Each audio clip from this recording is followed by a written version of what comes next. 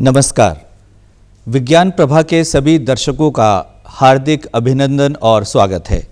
आज इस कार्यक्रम में हम एक बहुत ही महत्वपूर्ण विषय पर चर्चा कर रहे हैं और वो है भूकंप, विज्ञान, समस्या और समाधान। दर्शकों, हम सभी जानते हैं कि जब धरती हिलती है तो केवल इमारतें ही नहीं डगमगाती बल्कि विश्वास भी डगमगा जाते हैं। उत्तराखंड एक भूकंप संवेदनशील क्षेत्र है और यहाँ पर आए दिन इस तरह की घटनाएं होती रहती हैं। समाचार पत्रों के माध्यम से हमें जानकारी मिलती है कि बहुत छोटे छोटे भूकंप कहीं ना कहीं आते रहते हैं। पृथ्वी की धरातल में, उसकी सतह पर या उसके भीतर छिपी ये रहस्यमयी हलचलें क्या है, भूकंप वास्तव में क्या है, इसका प्रभाव क्या है, क्या इसका पूर्वानुमान लगाया जा सकता है? इस महत्वपूर्ण विषय पर बातचीत के लिए आज हमारे बीच हैं डॉक्टर सुशील कुमार। डॉक्टर सुशील कुमार पूर्व वैज्ञानिक जी हैं और विभागाध्यक्ष रहे हैं geophysics, Wadia institute of Himalayan geology में, और वर्तमान में आप CSIR में प्रोफेसर हैं। तो डॉक्टर सुशील कुमार, आपका बहुत बहुत स्वागत है। नमस्कार। हम आपसे जानना चाहेंगे कि वास्तव में भूकंप क्या है और इसके प्रमुख कारण क्या हैं? भूकंप क्यों आते हैं? देखिए, भूकंप बेसिकली जो हम कहते हैं कंपन, धरती की सतह पर जो कंपन होता है या उसका हिलना होता है, उसे हम भूकंप कहते हैं। वो क्यों आते हैं? क्योंकि हमारा जो बेसिकली प्लेट सिस्टम है हमारा, और हमारा जो हम इंडिया की अर्थक्वेक की बात करें तो हमारी जो दो प्लेटें, इंडियन प्लेट और यूरेशियन प्लेट, वो क्या हो रहा है, उनका आपस में कोलिजन हो रहा है। दोनों प्लेटें आपस में कोलाइड कर रही हैं। उनके कोलिजन से पूरे हिमालयन बेल्ट में स्ट्रेस एक्युमुलेट हो रखा है। तो वो जब भी प्लेटें टूटती हैं तो भूकंप आता है। वो धरती की सतह से जो आपने देखा होगा 10 से 20 किलोमीटर तक की दूरी पर डेप्थ में भूकंप आता है और हमें पूरा शेकिंग और हिलाता है। सेस्मिक वेव्स जो होती हैं उससे जनरेट होती हैं। वो सेस्मिक वेव्स हम तक पहुंचती हैं और हमें फिर वो उसके कंपन महसूस होते हैं और सारा बिल्डिंग टूटना ये सब उससे होता है। तो डॉक्टर सुशील कुमार, हम जानना चाहेंगे, जब आप प्लेट्स की बात कर रहे हैं तो क्या समझे एक आम दर्शक की, ये प्लेट्स किस तरह से पृथ्वी की जो संरचना है उसका हिस्सा है? हाँ, बेसिकली हमारा जो पृथ्वी है वो 3 भागों में डिवाइडेड है। हमारा क्रस्ट होता है और फिर मेंटल होता है, फिर कोर होता है। तो क्रस्ट का ऊपर का पार्ट होता है, क्रस्ट जिसे बोलते हैं, और एक लिथोस्फीयर होता है। उसकी अमूमन जो मोटाई होती है वो 100 किलोमीटर होती है। और वो हमारा मेंटल यानी एस्थेनोस्फीयर, उसे पार्टली मोल्टन कह सकते हैं। और चूँकि पूरा अर्थ में रोटेशन भी हो रहा है, रिवोल्यूशन भी हो रहा है, वो सन के चारों तरफ भी घूम रही है, अपनी धुरी पर भी घूम रही है, तो ये सब कारण से उसमें मूवमेंट रहता है। उसके मूवमेंट से क्या होता है कि प्लेटें मूव करती हैं। ये अभी भी वैसे बहुत स्पष्ट नहीं है, पर चूँकि उनका मूवमेंट हमें पता है। जो इंडियन प्लेट है वो पहले सदर्न, हमारा साउथ पोल से एसोसिएटेड थी, फिर वहाँ से मूवमेंट शुरू किया, फिर इक्वेटर क्रॉस किया, और जो यूरेशियन प्लेट थी नदर्न साइड में वो स्टेबल है, वो स्थिर है, वो मूवमेंट नहीं कर रही है। और बीच में 33C था, और फिर वो प्लेट पीछे से आई और 33C की जो सॉफ्ट लेयर्स थी उन लेयर्स को उसने बेसिकली पुश किया और वो हिमालय के रूप में परिवर्तित हो गई। जी, तो हम कह सकते हैं कि ये जो प्लेट्स हैं, इनका जो मूवमेंट है उस कारण पर्वतों का भी निर्माण होता है। कहते हैं कि ज्वालामुखी का भी निर्माण इससे होता है। बिल्कुल, जब वो प्लेट मूव करती है तो पूरा माउंटेन हिमालय बन गया। उसकी टॉप पर जो सैंपल्स मिलते हैं उसमें जो सी की हमारी बॉटम में जो फॉसिल्स मिलते हैं तो वो सारे हमारे हिमालय की, तो वो बिल्कुल सिद्ध हो चुका है कि हाँ ऐसा हुआ है। लेकिन वो प्लेट अभी भी मूवमेंट में है, इंडियन प्लेट। उसकी गति जो है वो 50 से लगभग 60 मिलीमीटर पर ईयर की है। तो उसी से माउंटेन एवरेस्ट की भी हमने सुना होगा कि 5 मिलीमीटर हर साल उसकी ऊंचाई बढ़ जाती है। ऊंचाई की बात कर रहा हूँ मैं। और ये प्लेट हॉरिजॉन्टली मूव करती हैं। तो जब ये हॉरिजॉन्टली मूव करती हैं तो आप एक सिंपल एग्जांपल से सोचिए कि आप एक वॉल लीजिए और एक टेबल को मूवमेंट दीजिए।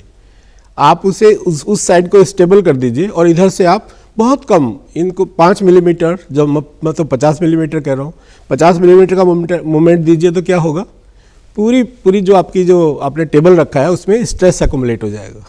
उसे और मूव करेंगे तो क्या होगा, उसमें क्रैकिंग स्टार्ट हो जाएगी। और मूव करेंगे तो क्या होगा, जैसे हर साल ऐसे मूवमेंट होता रहेगा तो उसका जो वीक जोन है वहाँ से स्ट्रेस एक्युमुलेट होकर फिर वो ब्रेक होना शुरू हो जाएगी। तो इसी तरह स्ट्रेस एक्युमुलेट होने का मतलब क्या, किसी तरह की ऊर्जा वहाँ पे संग्रहित हो जाती है? हाँ, ऊर्जा संग्रहित हो जाती है उसमें पूरी हिमालयन बेल्ट में ऊर्जा संग्रहित हो जाती है। और जब वो ब्रेक करती है एक लिमिट पर जाकर, जब वो उसकी स्ट्रेंथ से एक्सीड हो जाती है, जो उसकी जो बेसिकली स्ट्रेंथ है मूवमेंट की, तो वो ब्रेक हो जाती है रॉक। आप एक सिंपल एग्जांपल ले सकते हैं इसका कि एक आप स्टिक लीजिए कोई भी लकड़ी की और उसे आप थोड़ा सा स्ट्रेस दीजिए उसमें, तो व्हाट विल हैपन, क्या होगा कि उसमें थोड़ी सी क्रैकिंग स्टार्ट हो जाएगी। आपने देखा होगा, और वो क्रैकिंग हमें महसूस होगी, पता चलेगा। वही माइक्रो अर्थक्वेक्स बोलते हैं, जो माइक्रो अर्थक्वेक, छोटे अर्थक्वेक आते हैं जिससे हमें पता चलता है कि ये संवेदनशील है, यहाँ पर भूकंप आ सकता है। तो वो फिर धीरे धीरे क्रैकिंग बढ़ती जाती है।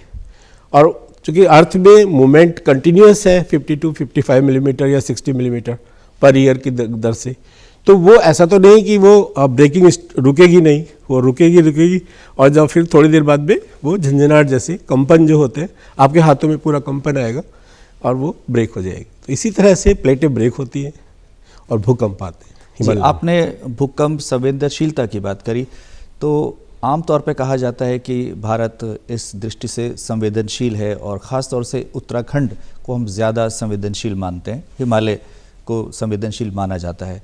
तो ये संवेदनशीलता को मापने का तरीका क्या है? क्या इसको जोन्स में बांटा गया है जहाँ पे ज़्यादा संभावना है? ये हमारा जो हमने एक डेटा बेस लिया, जो हिस्टोरिकल पास जो भी हमारी नॉलेज है, जैसे 1819 में कच्छ में अर्थक्वेक आया था 7.8 मैग्नीट्यूड का।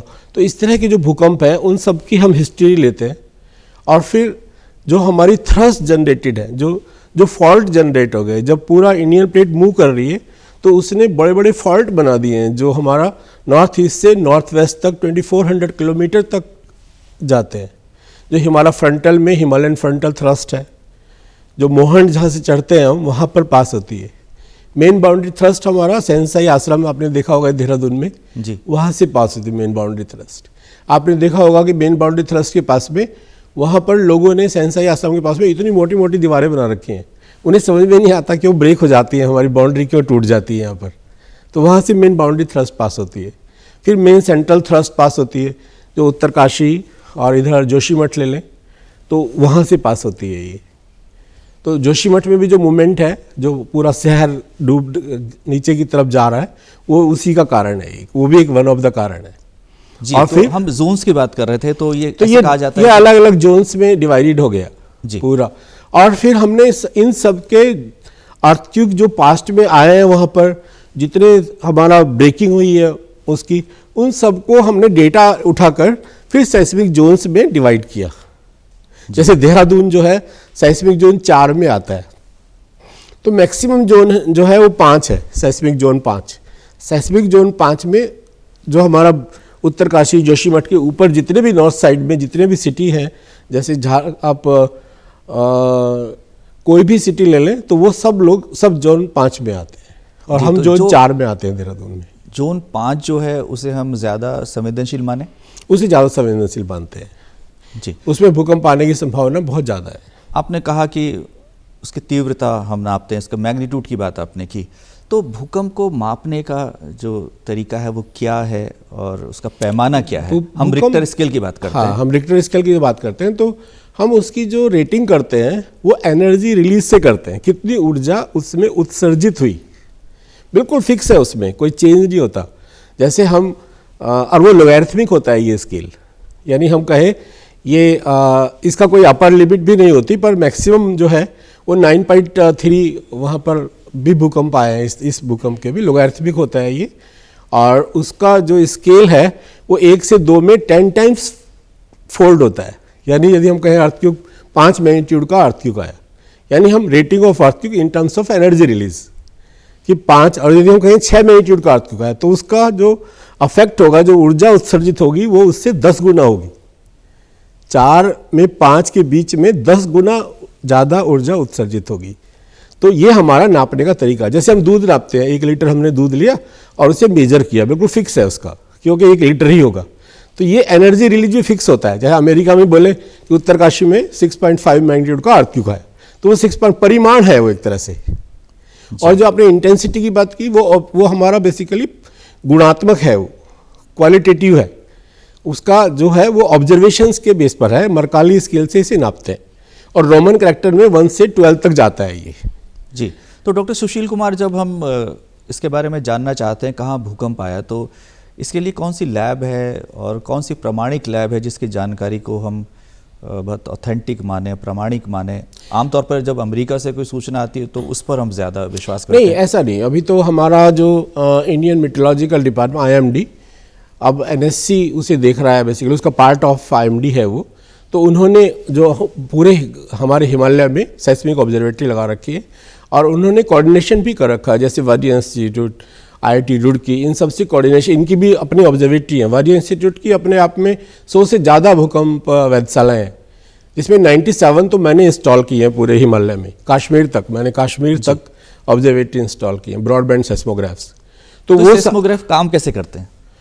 नहीं, सेस्मोग्राफ्स तो बेसिकली जो साइस्मिक वेव्स आती हैं तो बहुत स्पेसिफिक वेव्स होती हैं, जैसे P वेव कहते हैं, primary wave, secondary wave, S wave, secondary wave, ये सारी वेव्स रिकॉर्ड होती हैं उसमें।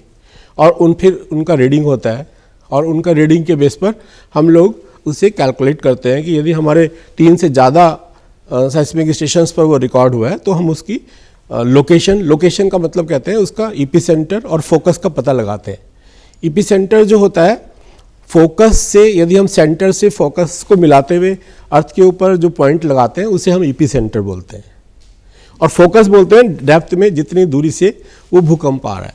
तो इस तरह से जो आपने पूछा है क्वेश्चन कि हम ऑथेंटिक किसे मानते हैं, जैसे वारियर इंस्टीट्यूट जो लोकल गढ़वाल में अर्थक्वेक आते हैं उसके लिए वारियर इंस्टीट्यूट की भी बुलेटिन आता है, उसमें वो बताते हैं कि भाई कहाँ पर किस लोकेशन पर भूकंप आया। वो ज़्यादा ऑथेंटिक है। इवन इंडियन मेट्रोलॉजिकल डिपार्टमेंट की ऑल ओवर इंडिया में ऑब्जर्वेटरी है, तो उनकी थोड़ा दूरी पर ऑब्जर्वेटरी है, और वारियर इंस्टीट्यूट की थोड़ा डेंस ऑब्जर्वेटरी है।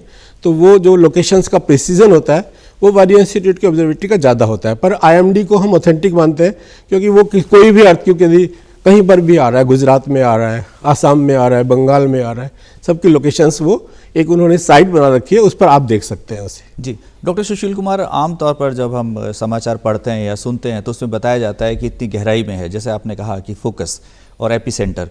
तो गहराई में अगर ज़्यादा है तो उसकी इंटेंसिटी ज़्यादा होगी, ज़्यादा डिवास्टेटिंग होगा?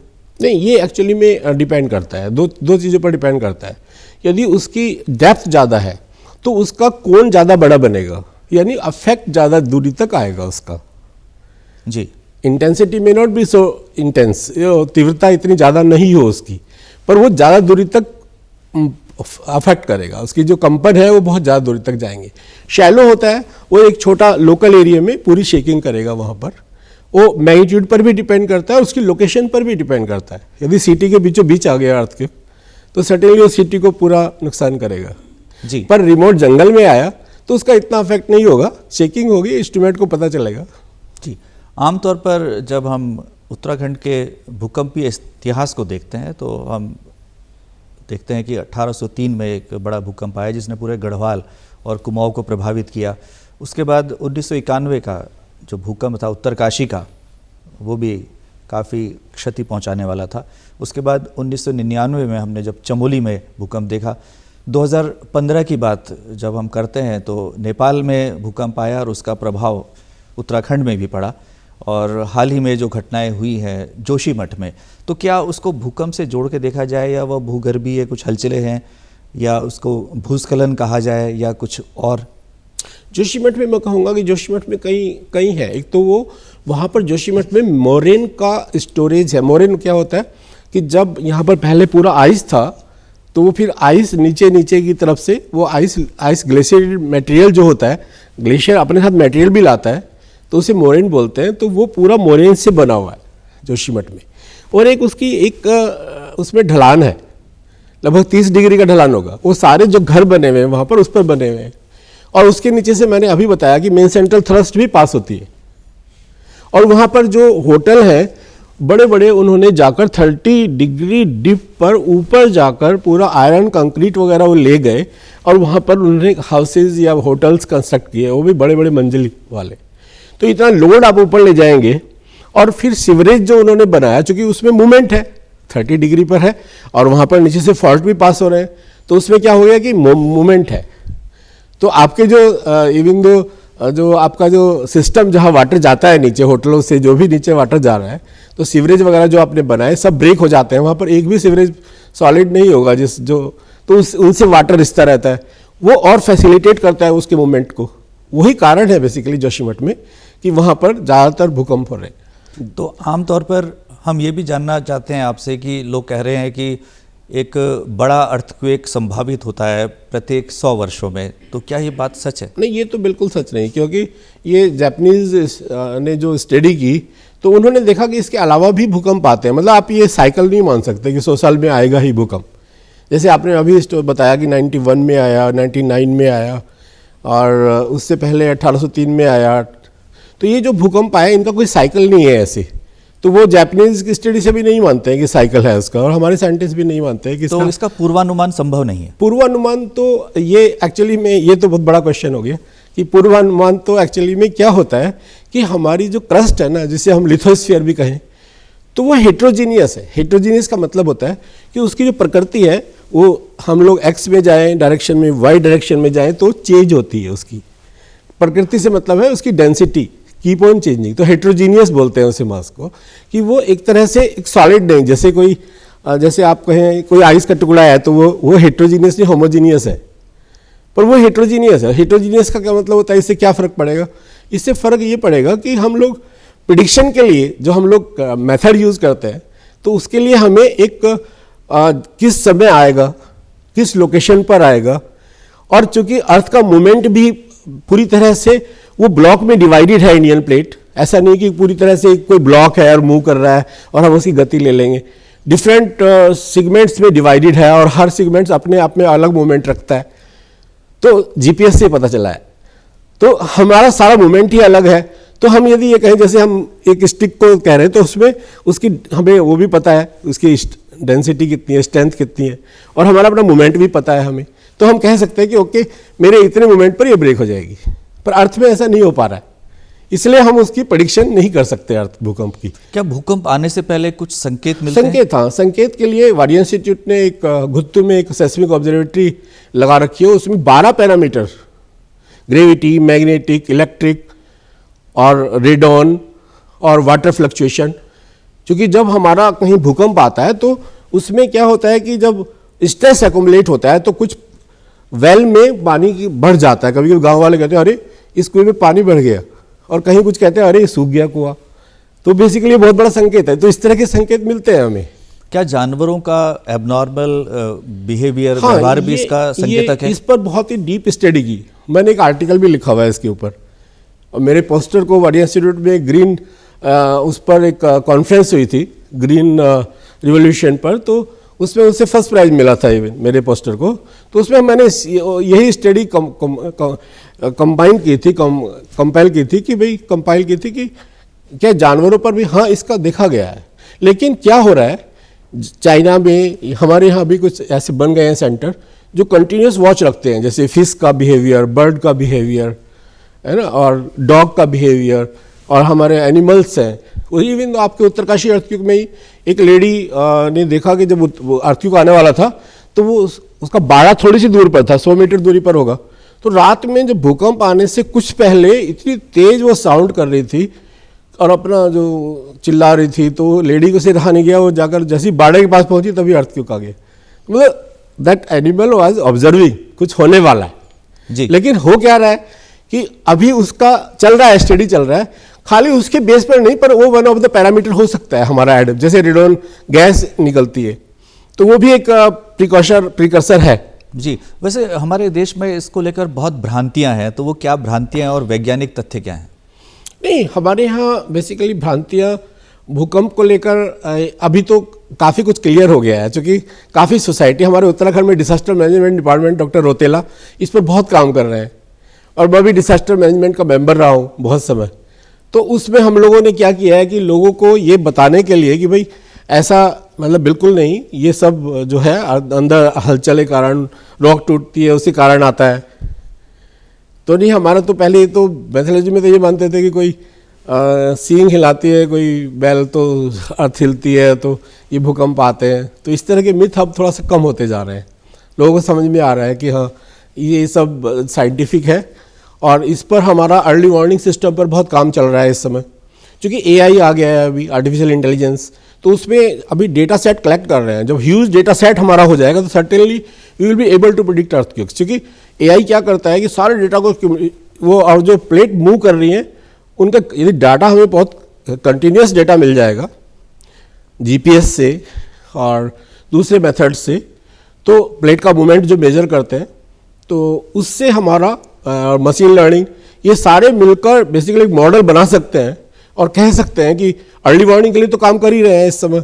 अर्ली वार्निंग में क्या हो गया है कि यदि 100 किलोमीटर दूरी से अर्थक्वेक आ रहा है तो क्या हो गया है कि हमारे 3 इंस्ट्रूमेंट पर भी रिकॉर्ड होता है वो। तो हम प्रिलिमिनरी जो वेव होती है, जैसे जापान में करते हैं वो।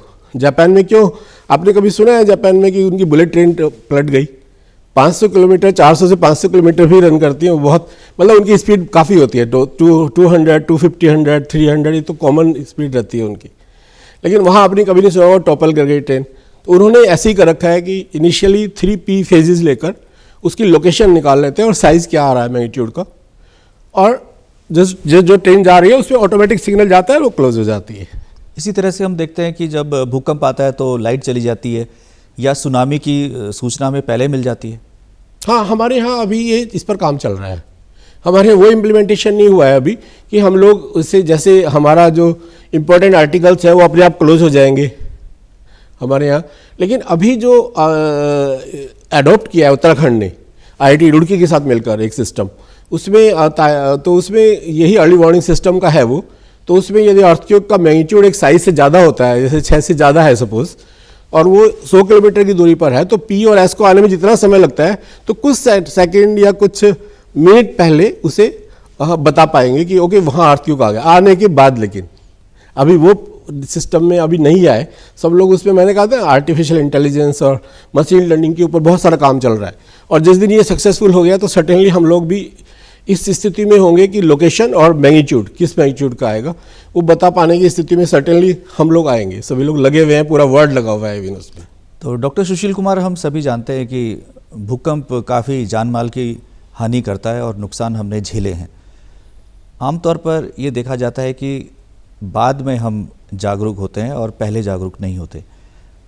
जब हम उत्तराखंड की बात कर रहे हैं तो क्या भूकंप का प्रभाव यहाँ जो शहरीकरण हो रहा है, तेज़ी से शहरीकरण हो रहा है, उसके कारण है, या जो अनैतिक या अवैज्ञानिक निर्माण हो रहे हैं उसका ये प्रभाव है? देखिए, इसमें तो हम लोग मना नहीं करेंगे। इसमें साइंटिस्ट जो है वो डिनाई नहीं करेगा कि जो हम भवन का निर्माण कर रहे हैं तो वो एक तो हमारा जो साइस्मिक जोन्स है उनके अकॉर्डिंग होना चाहिए। उसके लिए उत्तराखंड गवर्नमेंट ने, disaster management of Uttarakhand government, उन्होंने बहुत बढ़िया एक बुकलेट्स निकाली हुई हैं कि आप इस जोन में इस तरह के भवन का निर्माण करेंगे। यदि लोग उसे फॉलो करें तो एक भी आदमी की डेथ नहीं होगी, ये पक्का है। लेकिन अब चूँकि गवर्नमेंट बहुत स्टेबल है तो वो ये सुनियोजित कर सकती है कि ओके हम यहाँ पर इस जोन में इस तरह की स्ट्रक्चर होगा, और थोड़ा सा गवर्नमेंट एड भी मिल जाए भूकंप आने से पहले। क्योंकि भूकंप तो पूरा इलाका ही सेस्मिकली एक्टिव है उत्तराखंड का, हिमाचल भी और आसपास के इलाके भी, पूरी हिमालयन बेल्ट ही एक्टिव है। उत्तराखंड भी उसमें वन ऑफ द स्टेट है जो एक्टिव है। लेकिन यहाँ पर यदि हम थोड़ा सा उन्हें एड दें, थोड़ा सा उनकी हेल्प करें पहले उस घर को बनाने के लिए, तो हमें बाद में जो पैसा खर्च करते हैं, क्योंकि एक बार जब अर्थक्वेक आ जाता है तो जो कच्चे घर होते हैं उसमें क्रैक्स आ जाते हैं, तो फिर वो रहने लायक नहीं होते। मैं सजेस्ट करूँगा बिल्कुल भी नहीं कि उन घरों में कोई रहे, उन्हें पूरा दोबारा से बनाना पड़ेगा। तो गवर्नमेंट उस समय लोगों की हेल्प यदि इनिशियली हेल्प करेगी, गवर्नमेंट उसमें लगी हुई है। इवन तो मैंने एक सजेशन और दिया था DM साहब को उस समय, और उन्होंने पार्टली एक्सेप्ट भी किया था। मैंने उन्हें कहा था क्योंकि जैसे हम जोन 4 और 5 में रहते हैं तो कुछ गाँव को, जैसे 50 गाँव को या 40 गाँव को, उसके बीच में एक आप ऐसा अर्थक्वेक रेजिस्टेंट हाउस बनाइए जिसमें सारी चीज़ें हों, पानी की व्यवस्था। चूँकि हमारा जो नई सड़कें बन रही हैं अच्छी बना रहे हैं वो, लेकिन जब अर्थक्वेक आता है तो सर्टेनली जब आप किसी माउंटेन को काट कर रोड बनाते हैं तो अनस्टेबल तो थोड़ा हो ही जाता है। और धीरे धीरे स्टेबिलिटी आती है। और जब भूकंप जैसी चीज़ होती है तो क्या होता है, रोड ब्लॉक हो जाते हैं। तो यदि किसी आदमी को 4 दिन खाना नहीं मिलेगा तो वैसे ही मर जाएगा वो। तो उसके लिए एक शेल्टर्स होने चाहिए इस तरह के डिस्ट्रीब्यूटेड, उसमें पानी की व्यवस्था हो, और ग्राम पंचायत हो सकते हैं ऐसे कि उन्हें अर्थक्वेक रेजिस्टेंट बना दें, क्योंकि सारे लोगों का घर अर्थक्वेक रेजिस्टेंट बनाने में जो बने हुए हैं पहले से, पॉसिबल शायद नहीं हो पाएगा इमीडिएटली, पर ये पॉसिबल है। आप वो शेल्टर्स बनाइए और उन शेल्टर्स में फिर आप धीरे धीरे पानी की व्यवस्था, खाने की व्यवस्था, एक लेडीज़ का एक जेंट्स का, और उसमें वो ताकि 4-5 दिन 7 दिन जब तक उन्हें राहत मिलेगी तब तक उन्हें कोई प्रॉब्लम ना हो, आराम से वो सो सकें और रह सकें। क्योंकि ब्रेकिंग हाउस में, जो हाउस में क्रैक्स आ गए हैं, उसमें तो रहना एडवाइजेबल नहीं होता है भूकंप के बाद में, क्योंकि उसके बाद आफ्टर शॉक्स आते हैं। भूकंप के बाद में छोटे क्या उस साइज़ के भी आफ्टर शॉक्स आ जाते हैं कभी कभी। तो डॉक्टर सुशील कुमार, जब हम प्रभाव की बात करते हैं तो उसको कम किया जा सकता है जागरूकता बढ़ाकर? बिल्कुल बिल्कुल किया जा सकता है। तो एक आम आदमी की क्या भूमिका इसमें हो सकती है? खास तौर से वो भूकंप कभी भी आ सकता है, सामान्य तौर पर कहते हैं कि रात को आता है, लेकिन उसका समय कोई निश्चित नहीं है जैसे आपने बताया। तो क्या कार्य क्षेत्र में, स्कूलों में, दफ्तरों में, घरों में, क्या एक आम व्यक्ति अपनी दिनचर्या में शामिल करे? मैं आपके बारे में कहता हूँ, आप अपने घर में कभी आपने सोचा है यदि भूकंप आ गया तो आप कौन से रास्ते से बाहर जाएंगे? नहीं सोचा होगा। ये प्लान करना होगा हमें कि हम, यदि भूकंप आता है रात को 2 बजे तो व्हाट आई विल डू, मुझे कौन से रास्ते से बाहर जाना है सेफ है। क्योंकि यदि आप ग्राउंड फ्लोर पर है तो ही प्लान कीजिए आप बाहर जाने का, अदरवाइज तो प्लान भी मत कीजिए। आप 3rd फ्लोर पर है तो बेटर है कि उसी में जो आपकी मजबूत एक टेबल लकड़ी की हो उसके नीचे बैठ जाए, बेटर है। तो कुछ भी नहीं होगा, जो भूकंप आएगा और धीरे धीरे क्रैकिंग भी हाउस में आ सकती है, पर आपकी डेथ नहीं होगी। पर यदि आप इमीडिएटली स्टेयर्स यूज करेंगे, स्टेयर्स वीक जोन होता है हाउस का, तो वो ब्रेक हो सकता है। तो कई चीज़ें, और आप गाड़ी में जा रहे हैं या सड़क पर हैं तो थोड़ा सा बच जाइए, आप बिजली लाइन के नीचे ना खड़े होइए, कोई पेड़ खड़ा है आसपास में, कोई बिल्डिंग है बड़ी, थोड़ा सा उससे दूर चले जाइए, ये भी कर सकते हैं। मॉक ड्रिल्स की क्या भूमिका हो सकती है? हम देखते हैं कि विदेशों में मॉक ड्रिल्स बहुत होती हैं। हाँ, विदेशों में मॉक ड्रिल्स होती है। वो तो बेसिकली स्कूलों में, जापान में मैं रहा हूँ, मैंने post doc Japan Hiroshima university से किया है। तो वहाँ पर क्या कराते हैं कि एक आर्टिफिशियल अर्थक्वेक जनरेट करते हैं, जैसे हॉस्टल में एक आर्टिफिशियल अर्थक्वेक जनरेट किया, और फिर सब बच्चों को कैमरे लगाकर वॉच करते हैं। उन्हें पता नहीं होता कि भूकंप आएगा, कि उसने क्या, तो उन्हें सिखाते हैं फिर कि आपको क्या करना है। जो उन्होंने सिखाया होता है कि आपको बेड के नीचे बैठना है, या फिर आपको बेड मतलब जो हार्ड, जिस कुछ गिर जाए उसके ऊपर तो आपको हार्म ना हो, और फिर आप कौन से दरवाजे से भागेंगे, आप 3rd फ्लोर पर हैं तो क्या करेंगे, 1st फ्लोर पर हैं तो क्या करेंगे, सबको वॉच करते हैं, फिर उन्हें टीचिंग करते हैं। ऐसा हमारे यहाँ भी शुरू हो गया है। हमारे यहाँ काफ़ी इंस्टीट्यूशंस ऐसे मॉक ड्रिल करा रहे हैं। प्रोफेसर एच के गुप्ता के अंडर में हिमाचल में इस तरह का मॉक ड्रिल हुआ है, वो बहुत सक्सेसफुल रहा। जी, आपने AI की बात की, सेस्मोलॉजी में क्या अधिक रिसर्च की आवश्यकता है? नहीं, अधिक डेटा की आवश्यकता है इस समय, और जो कर रहे हैं इंस्टीट्यूशंस। पहले पैसे की भी थोड़ा प्रॉब्लम थी, नहीं खरीद पाते थे। जब मैंने वरी इंस्टीट्यूट ज्वाइन किया तो उस समय 3 इंस्ट्रूमेंट हमारे पास एनालॉग थे, और जब मैंने अभी वहाँ से सेवानिवृत्त हुआ तो 97 ब्रॉडबैंड सेस्मोग्राफ हमने लगाए हैं, पूरे कश्मीर में लगाए हैं, ऐसे ऐसे प्लेसेस में, बारामूला, सोफियान, उरी, तो ऐसे ऐसे प्लेसेस में हमने लगा रखे हैं। तो कुल मिलाकर हम कह सकते हैं इस पर लगातार कार्य चल रहा है, और हमारी जो जानकारी है वो काफ़ी अच्छी होती जा रही है। तो डॉक्टर सुशील कुमार, आज आप इस कार्यक्रम में आए और आपने इतनी महत्वपूर्ण जानकारी हमारे दर्शकों के साथ साझा की, आपका बहुत बहुत धन्यवाद। तो दर्शकों, आपने जाना कि हम पृथ्वी के साथ जीवन व्यतीत कर रहे हैं और हमारा जीवन बहुत सहज है, लेकिन जब ये डोलती है तब हमें इसका एहसास होता है कि हमने इसका कितना दोहन किया है और अपने जीवन शैली में हमने कितना परिवर्तन किया है। लेकिन ये भी सत्य है कि जानकारी और जागरूकता को बढ़ाकर हम भूकंप से होने वाले नुकसान को कम कर सकते हैं। अगले अंक में किसी नए विषय के साथ उपस्थित होंगे, तब तक के लिए हमें अनुमति दीजिए। नमस्कार।